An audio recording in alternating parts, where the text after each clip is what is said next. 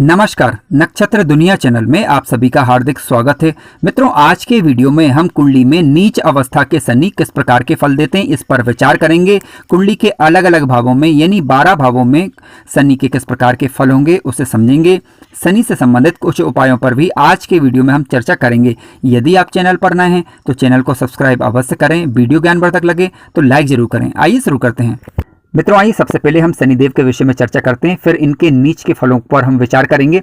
देखिए, शनिदेव यदि कुंडली के अंदर शुभ होकर यदि बैठे हुए हैं यानी स्वराशि या मित्र राशि के होकर यदि बैठते हैं तो जातक के अंदर अनुशासन पाया जाता है, परिश्रमी होता है क्योंकि ये मजदूर वर्ग के कारक होते हैं और पहले जातक से परिश्रम करवाकर बाद में सफलता देते हैं।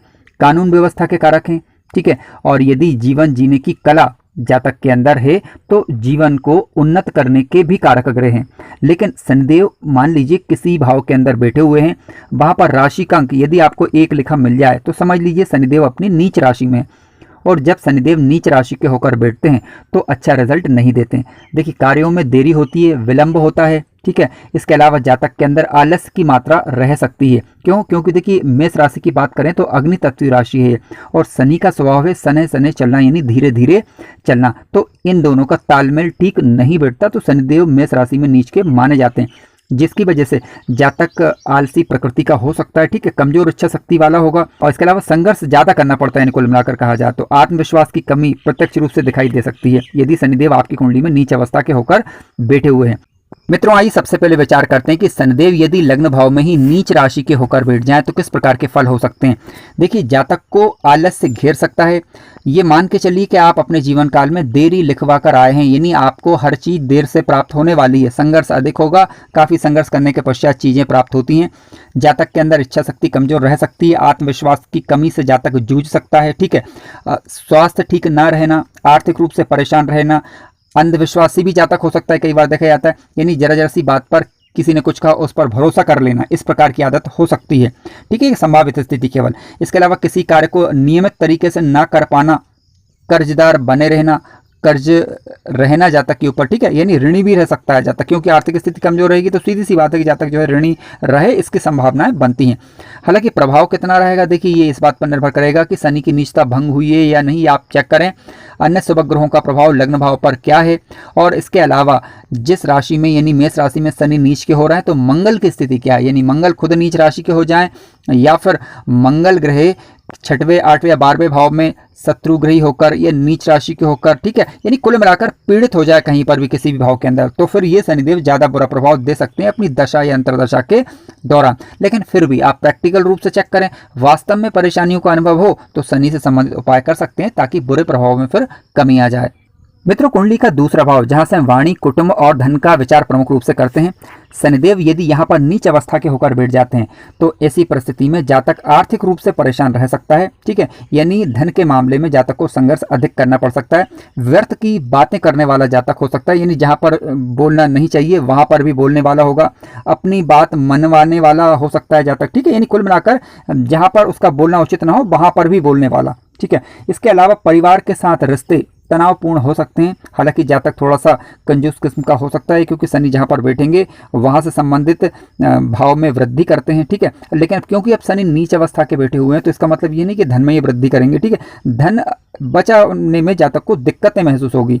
अब देखिए, धन के मामले की जब भी बात हो तो आप यहाँ पर धनेश की स्थिति और गुरु ग्रह की स्थिति अवश्य चेक करें, क्योंकि उनकी स्थितियों को चेक किए बिना धन के रूप में स्पष्ट रूप से कुछ भी बता पाना संभव नहीं हो पाता है। और इसके अलावा लाभेश की स्थिति पर भी विचार करें, तभी हम प्रॉपर तरीके से कह सकते हैं कि हाँ, जातक को धन से संबंधित ये परेशानी होगी अथवा नहीं होगी। इसके अलावा जातक को दीर्घकालिक रोग हो इसकी संभावनाएं भी बनती हैं। हालांकि क्योंकि देखिए, शनिदेव की सप्तम दृष्टि कुंडली के अष्टम भाव पर जाएगी।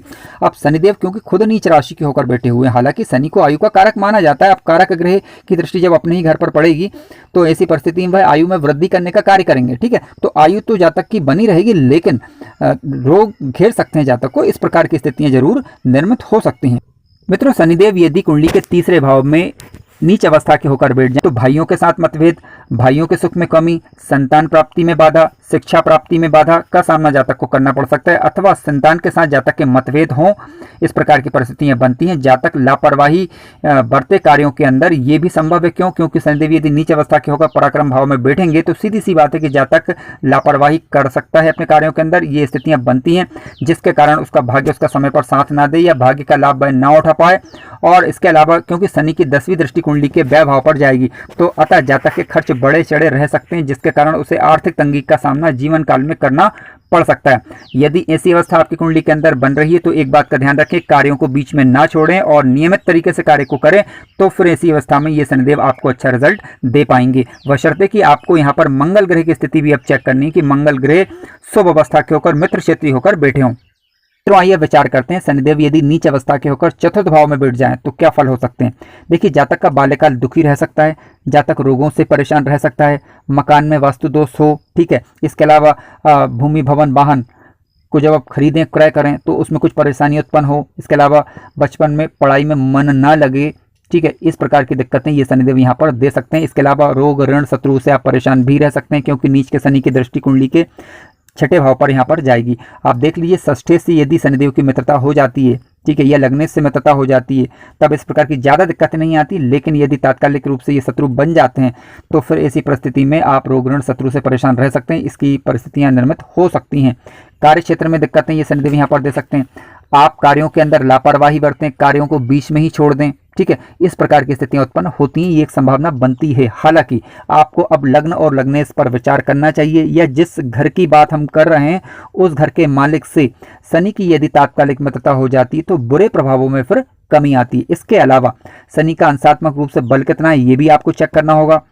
यदि शनिदेव अंशात्मक रूप से कमजोर हुए तब या अस्त के हो गए, ठीक है, तो शनि के बुरे प्रभाव में कमी आ जाती है। अब क्योंकि शनिदेव मेष राशि में नीच के हो गए हैं, ठीक है, अब यहाँ पर मान लीजिए शनिदेव वक्री हो जाते हैं। अब नीच का ग्रह यदि वक्री हो जाए तो उसके बुरे प्रभाव में कमी आती है, तो वक्री हो जाने पर भी शनिदेव के बुरे प्रभाव में फिर यहाँ पर कमी आ जाएगी।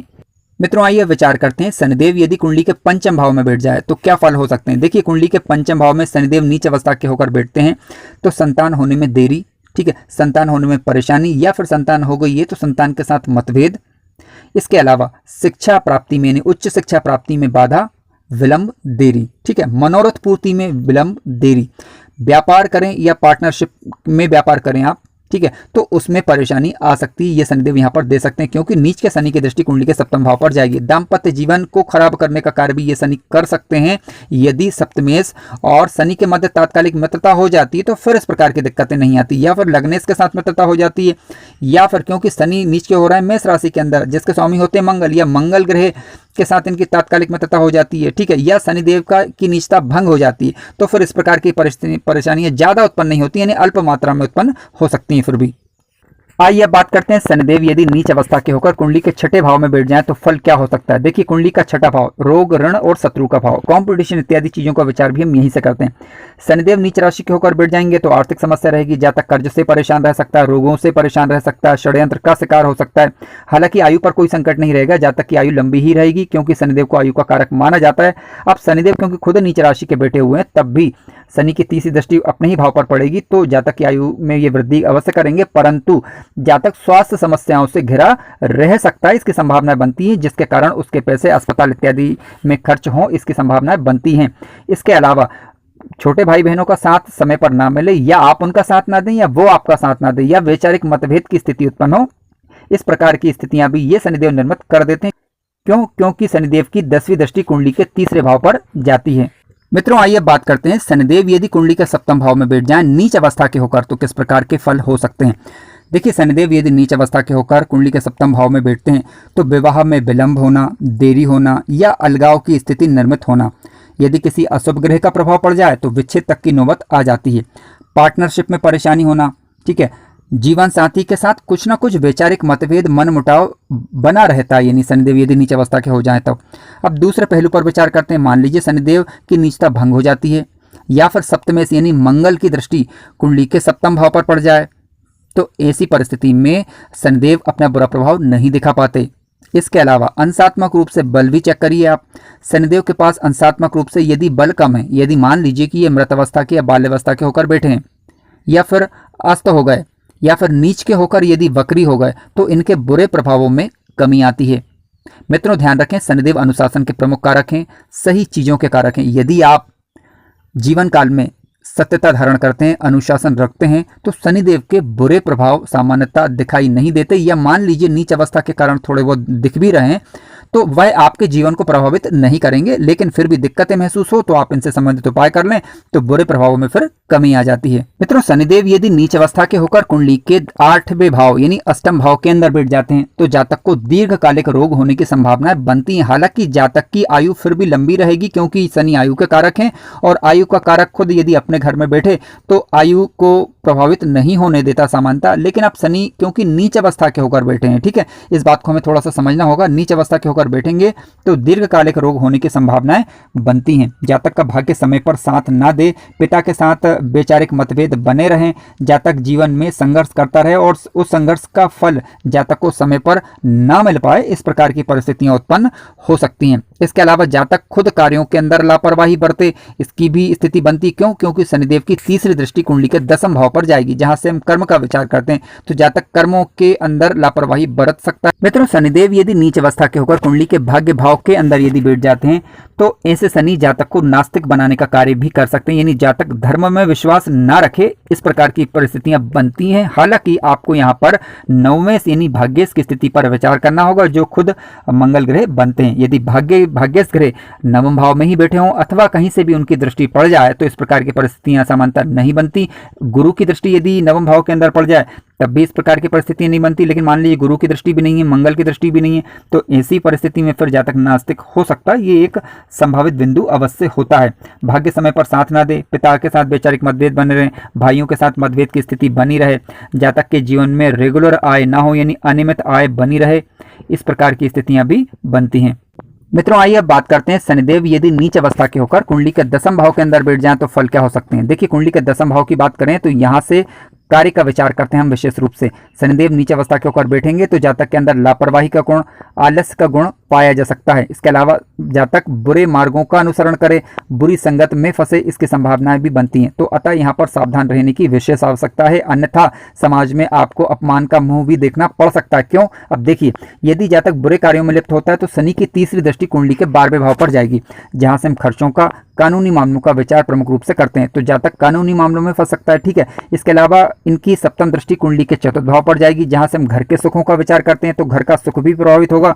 इसके अलावा इनकी 10वीं दृष्टि की बात करें तो कुंडली के 7वें भाव पर जाएगी, यानी दाम्पत्य सुख भी प्रभावित होगा। यानी शनिदेव यदि नीच अवस्था के होकर कर्म भाव में बैठे हैं तो नीच कर्म हुए जातक के, तो घर का सुख, दाम्पत्य सुख और इसके अलावा खर्चों की अधिकता, कानूनी मामलों में जातक फंस सकता है। तो विशेष सावधानी बरतें, बुरे कार्यों को त्याग दें।